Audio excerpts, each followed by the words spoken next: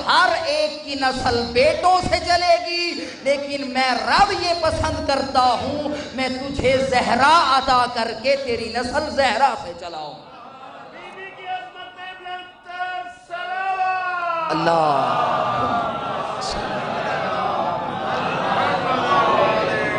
उस वक्त जब बेटियों को और औरतों को कोई मकाम हासिल न था, उस करीम रब के इस हबीब ने अपनी बेटी को इतनी अजमत दी, इतनी अजमत दी, खुद नहीं दी, उसने कहा था वमा यंतिकु अनिल हवा इन हुवा इल्ला वह्युन यूहा का मिस्दाक है, वो वही बोलता है जो वही बोलती थी, वो वही बोलता है जो रब कहता था। और जब भी ज़हरा आती थी तो पैगंबर उठ के खड़े हो जाते थे, और मालूम नहीं सैयदा ने अपने बाबा की कितनी खिदमत की कि बाबा को कहना पड़ गया अंते उम्मे अबीहा, ऐ मेरी ज़हरा तू फ़कत मेरी बेटी नहीं अपने बाबा की माँ हो।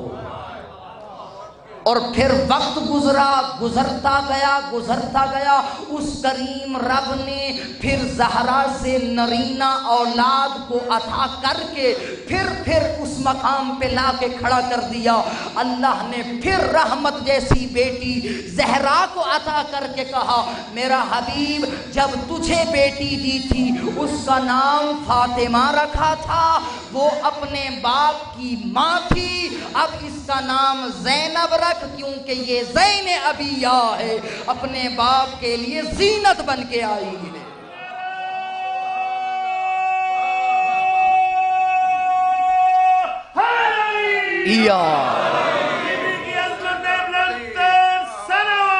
अल्लाह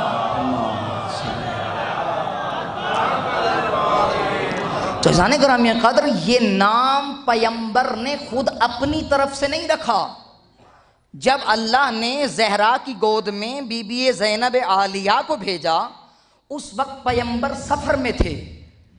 जब पैगंबर सफ़र में थे तो ज़हरा ने अली मौला से फरमाया या अली आप इस बेटी का नाम तजवीज़ कर दीजिए। कहा मैं पैगंबर से सबकत नहीं ले सकता, जब तक पैगंबर नहीं आते इस बेटी का नाम नहीं रख सकता। तो जैसे ही पैगंबर को पता चला कि ज़हरा की गोद में रहमत आई है, पैगंबर दौड़ते हुए ज़हरा के घर में आए, इस्मत के उस पैकर को अपने गोद में उठा के हाथों रिसालत पे आके जब ज़ैनब ने आंख खोली, पैगंबर थे अब अली मौला ने फरमाया या रसूल अल्लाह इस बेटी का नाम रखिए। कहा या अली मैं भी उस रब से सबकत नहीं ले सकता, जब तक वो रब नहीं बताएगा इसका नाम नहीं रख सकता।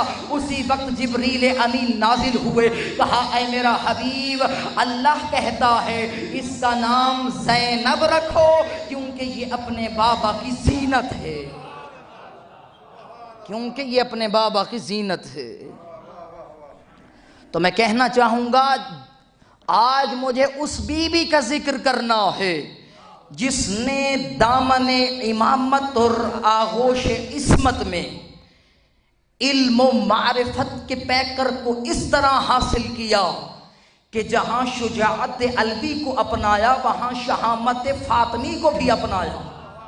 और ये वो बीबी है जिसकी रगों में अली बतूल का लहू था और आँखों में रिसालत का नूर था, कानों में इमामत की सदाएं गूंजती थी, ज़बान पे जिक्र खुदा जारी था, जो अपने बाप के लिए ज़ीनत बनी, माँ के लिए इज्जत बनी। उसी बीबी को आलिया कहते हैं। कौन सी बीबी है जिसका इतना मकाम है? यहाँ देखिए दो पहलू हैं। एक है पैगंबर की ज़ात जो सैयदा के लिए उठ के खड़ी होती हैं। मैंने रिवायत में पढ़ा है कि इमाम हुसैन जिस तरह पैगंबर ज़हरा के लिए खड़े होते थे, इसी तरह इमाम हुसैन जब भी कुल्लमा जाअत ज़ैनब काम लहा, जब भी ज़ैनब आती थी हुसैन अपनी मसनद को छोड़ देते थे, वह अजलसहा फी मजलिस से ही अपने मकाम पे बिठाते थे, और जब तक ज़ैनब बैठी रहती थी हुसैन भी खड़े रहते थे। यानी इतनी अजमत बुलंद है मेरी आकाज़ादी की, इतनी अजमत बुलंद है जिसके अलकाबात इस तरह हैं। कि जिस बीबी को अल्लाह ने वो अलकबात अता किए जो किसी बीबी को नहीं मिले, एक एक लक़ब, सानी ज़हरा, गौर कीजिएगा, सानी ज़हरा, शरीकतुल हुसैन, बतलतुल करबला, यानी करबला की शेर दिल खातून, बतलतुन करबला, करबला की शेर दिल खातून, इनकलाबे करबला की रूह रवा, मिशन हुसैन की तकमील की सनद, फातिह कूफा व शाम, और फिर यजीद की आंखों में आंखें डाल के उसकी जमीन पे उसकी सल्तनत को दफन करने वाली बीबी को आलिया कहते हैं। ये वो बीबी है बचपन के आलम में जिसने इस्मत व तहारत के घर में ऐसी मारिफत के नूर बिखेरे। बचपन का आलम है, वाक़या सुनेगा। बचपन का आलम है, एक दिन 3 या 4 साल की उम्र है, साहिब अली की बेटी किताब वालों ने लिखा, और इस वाक़े को डॉक्टर अदील ने अपनी किताब बीबी ज़ैनब आलिया में भी लिखा है। उन्होंने फरमाया बचपन का आलम था, बीबी ज़ैनब अपने बाबा के जानू पे बैठी हैं, बाबा अली कह रही हैं बेटा कहो अहद।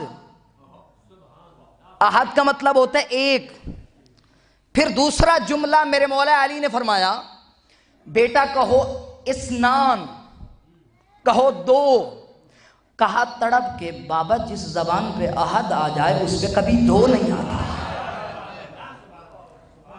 यानी जो अल्लाह की वहदानियत का इकरार कर ले, इतनी उलूहियत और रबूबियत की मारिफत रखने वाली वो बीवी जिसने बचपन के आलम में अपने बाबा के इल्म को इस तरह लिया कि बाप ने माथे को चूम के कहा अंते ज़ैन अबीहा, ऐ मेरी बेटी तू तो अपने बाप के लिए जीनत बन चुकी है।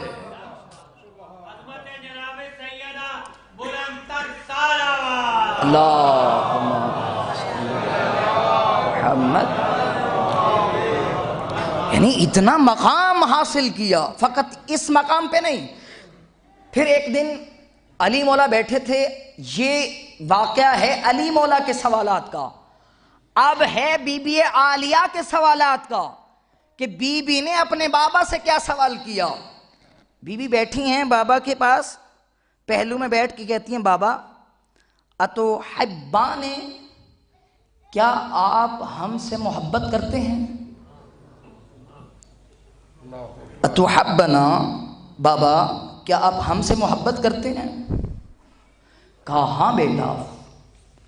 तो तड़प के कहती हैं बाबा क्या आप अपने रब से भी मोहब्बत करते हैं? कहा हाँ बेटा रब से भी मोहब्बत करता हूं। तो तड़प के कहा बाबा बताओ तो सही, जब दिल एक हो तो 2 मोहब्बतें जमा कैसे हो सकती हैं? अली मौला ने उसी वक्त अपनी बेटी की पेशानी का बोसा लिया, कहा मेरा लाल तूने आज वो बात बताई है। अली को इस बात इसी जवाब का इंतजार था कि मेरी ज़ैनब किस मकाम पे पहुंच चुकी है। तड़प के कहा बाबा जब दिल एक हो तो 2 मोहब्बतें जमा नहीं हो सकती। बाबा बच्चों से शफकत होती है, रब से मोहब्बत होती है। यानी इल्म मारिफत और रबूबियत को पहचानने वाली वो बीबी जिसने अपने रब की मारिफत का दर्स उस वक्त दिया, अभी बचपन का आलम है, 4-5 साल की उम्र है, कितनी उस मंजिल पे पहुंची हुई थी, अपने आप को तैयार कर रही थी इनकलाब करबला के लिए। मेरी आकाज़ादी ने फकत इस मिशन को रोका नहीं, 11 साल की उम्र में मेरे मौला अली ने अपनी बेटी ज़ैनब आलिया बीबी का अक़्द हज़रत अब्दुल्ला से किया। कोई आम बंदे ना थे हज़रत अब्दुल्ला कि मौला अली ने हज़रत अब्दुल्ला को ऐसे दे दिया होगा। तारीख में मिलता है हज़रत अब्दुल्ला हज़रत पैगंबर अकरम से इतनी मुशाहबत रखते थे कि उनका नाम अब्दुल्ला इसी वजह से रखा गया। और फिर उनके अंदर सखावत इतनी थी कि एक मर्तबा एक मस्तूर जिसको इल्म नहीं था कि ये कौन है।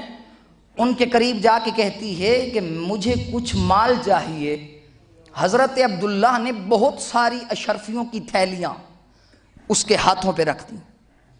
जो साथ वाले थे उन्होंने कहा उसका तो थोड़े से गुजारा हो जाता, वो आपको पहचानती भी नहीं कि आप कितने मालदार हैं, आपको पहचानती भी नहीं है, आपने इतना सारा माल दे दिया है, अगर थोड़ा दे देते तब भी चल जाता। हज़रत अब्दुल्लाह ने कहा वो नहीं जानती, मैं तो जानता हूं मैं कितना मालदार हूं। और जब मौला अली को पता चला, कहा यही सखावत है जो पैगंबर की तरफ से अब्दुल्लाह की विरासत में आई है। और फकत इतना नहीं बल्कि एक और मकाम पे एक बंदा खुदा था जो शक्कर लेके मदीना की गलियों में चल रहा था। पूरा दिन गुजर गया, बच्चे भूखे हैं, उसकी शक्कर नहीं बिक रही।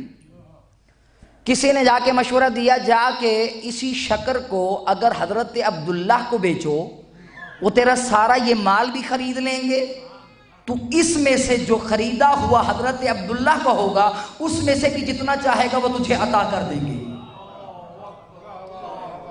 मैंने जब ये बात पढ़ी, अल्लाह अकबर, मैं बड़ा हैरान रह गया कि हजरत अब्दुल्लाह में कितनी कमालात सिफात थी कि मौला अली ने भी कहा अरब के बड़े बड़े लोगों ने जिस तरह बीबी ज़हरा के लिए रिश्ता भेजा था इसी तरह बीबी ज़ैनब आलिया के लिए भी भेजा था। कहा नहीं, जिस तरह मेरा अक्द उस रब की मर्जी से हुआ इसी तरह ज़ैनब का अक्द भी उसी रब की मर्जी से होना है। तो जाने ग्रामीण कादर अल्लाह ने बड़ा मकाम और मंजिलत अता की। और फिर एक और बात अर्ज कर दूं, कुछ नौजवान हैं जो कहते हैं जी हजरत अब्दुल्लाह अगर जिंदा थे तो फिर करबला में क्यों नहीं गए। उसमें बहुत सारी वजूहात मैंने आज तारीख में पढ़ा कि उनकी तकरीबन 60 से 70 सफ़हात हैं जिनके ऊपर दलाइल लिखे हुए हैं। उन्होंने कहा कि उस वक्त अलालत थी इतनी, आंखों की बिनाई नहीं थी। मौला हुसैन से कहने लगे यब्न रसूलल्लाह, अगर आप मुझे किसी बंदे के ज़िम्मे लगा दें तो मैं आपके साथ चलना चाहता हूँ। मौला हुसैन ने कहा अब्दुल्ला आप यहीं रहें। कहा अगर आप मुझे यहीं रखना चाहते हैं तो फिर इस तरह कीजिए, मेरी औलाद को लेते जाइए, एक ज़ैनब की तरफ से सदका होगा, एक अब्दुल्लाह की तरफ से होगा। यानी इतनी मारिफत और कमालात पे फाइज से हजरत अब्दुल्लाह, कोई आम हस्ती न थे कि जिन्हें हजरत ज़ैनब को उनके अक़्द में दे दिया हो। और फिर जब हजरत ज़ैनब उनके अक़्द में गई तो मैंने रिवायत में पढ़ा कि शर्त रखी गई। और जब मैं इस बात पे 2-3 हफ्ते पहले इसी बात पे बहस कर रहा था किबला अल्लामा सैयद मोहम्मद तकी नकवी शाह साहब से, मैंने कहा किबला क्या शर्त रखी गई थी। उन्होंने कहा हम उनके एहतराम में ये कह सकते हैं कि मौला अली ने वसीयत की थी अब्दुल्ला जब ज़ैनब के ऊपर वक्त आए उसका भाई जाने लगे उसे रोकना नहीं। तो फिर हजरत अब्दुल्ला ने भी वफा की इंतहा कर दी। जहां जहां हजरत ज़ैनब आलिया जाती थी वहीं वहीं हजरत अब्दुल्लाह भी जाते थे, और जहां जहां हजरत अब्दुल्लाह जाते थे वहीं वहीं हजरत ज़ैनब आलिया जाती थी। और जब मौला अली कूफा में आए थे, उन्होंने मौला अली ने दारुल खिलाफा जो है कूफा को बना लिया, और कूफा में जब आ गए तो उस वक्त बीबी ज़ैनब आलिया और हजरत अब्दुल्लाह भी उन्हीं के साथ थे। और जब वहां आए तो बीबी ने करबला के इनकलाब की तहरीक की बुनियाद रखी। 2 किस्म की औरतें होती हैं जो जिहाद मुख्तलिफ अंदाज से करती हैं। तवज्जो कीजिएगा, आपको समझ आ जाएगी। बड़ा कीमती अल्फाज है, इन पूरी मजलिस भूल जाइएगा, इन्हीं 2 जुमलों को याद रखिएगा। बीबी ने किस तरह वर्क किया था, किस तरह काम किया था।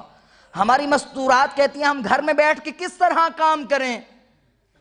हम तो घर में बैठ के मिशन हुसैनी को जिंदा नहीं रख सकती।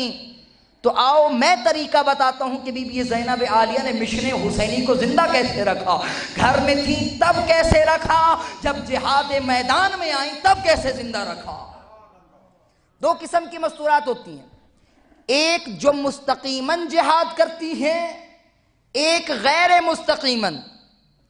गैर मुस्तकीमन इस तरह होता है, गैर मुस्तकीमन यानी जो वजूद के एतबार से जिहाद में न जाएं, घर में बैठ के अपनी औलाद की ऐसी तरबियत करें कि औलाद मिशन हुसैनी के परवाने बन जाए, और अपने शौहर की इस तरह इताअत करें कि अल-औन फी ताअतिल्लाह का मिस्ताक बन जाए।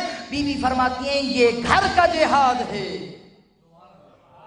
और दूसरी मस्तूर वो होती है जो अपने आप को मैदान करबला में या मैदान जंग में मुस्तकीमन लेके आए और फिर फ़ालियत का किरदार अदा करें। बीबी आलिया ने 60 हिजरी से पहले तक घर में जिहाद किया और 61 हिजरी को मैदान करबला में जिहाद करके बताया कि घर का जिहाद क्या होता है, करबला का जिहाद क्या होता है। और बीबी आलिया ने इनकलाब करबला, ये कूफा की सरजमीन में जब कदम रखा, बीबी कुरान का दर्स देती, तफसीर का दर्स देती, मस्तूरात आके आलिया बीबी से दर्स लिया करती थी और बीबी उनके दिलों में डाला करती थी कि कभी भी अगर दीन पे आंच आ जाए तो फिर जिंदगियां सर कट सकते हैं, लेकिन दीन बचाना जरूरी है। और ये इनकलाब कब काम आया? जब मौला हुसैन 28 रजब को चले, मक्का में पहुंचे और मक्का के बाद जब चलने लगे, कुछ लोग मौला हुसैन के पीछे पीछे सफर कर रहे थे और सोच रहे थे कि वो करबला में नहीं जाएंगे, जंग नहीं होगी।